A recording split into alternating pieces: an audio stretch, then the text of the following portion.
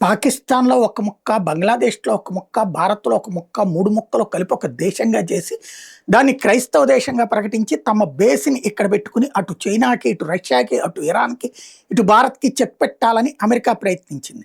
మనకి శత్రువైన చైనాతో ఆ విషయంలో మనం మాట్లాడుకున్నాం, అంగీకరించలేదు. మన మిత్రుడైనటువంటి బంగ్లాదేశ్ కూడా అంగీకరించకపోవడం వల్ల అమెరికాకి ఇక్కడ పాగా వేసుకోవడానికి అవకాశం లభించలేదు. దాంతో అమెరికా పన్నిన వ్యూహం బంగ్లాదేశ్‌లో యూనస్‌ని దించి అక్కడ ఉన్నటువంటి ప్రధానమంత్రి హసీనా పారిపోయేలా చేయటం. ఆ తర్వాత భారత్‌లో ప్రభుత్వాన్ని గద్దె దించే ప్రయత్నం ఇంకో పక్కన చేస్తోంది. బంగ్లాదేశ్‌లో ఇప్పుడు ఓ పక్కన BNP Bangladesh Nationalist party America చెప్పు చేతల్లో నడుస్తోంది. అక్కడ ఉన్నటువంటి మరొకటైనటువంటి జమాత్ పార్టీ కూడా అమెరికాతో సహవాసం చేస్తుంది.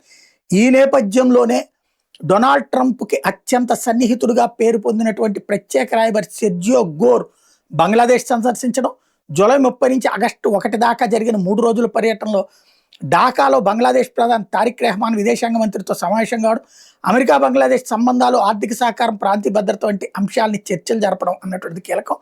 ఈవెన్ శరణార్థి శిబిరం అయినటువంటి రోహింగ్యా శరణార్థి శిబిరాన్ని కూడా కాక్స్ బజార్లో సందర్శించడం అన్నటువంటిది కీలకం. సంథింగ్ బంగ్లాదేశ్ వేదికగా ఏదో కథ నడపబోతోంది అమెరికా.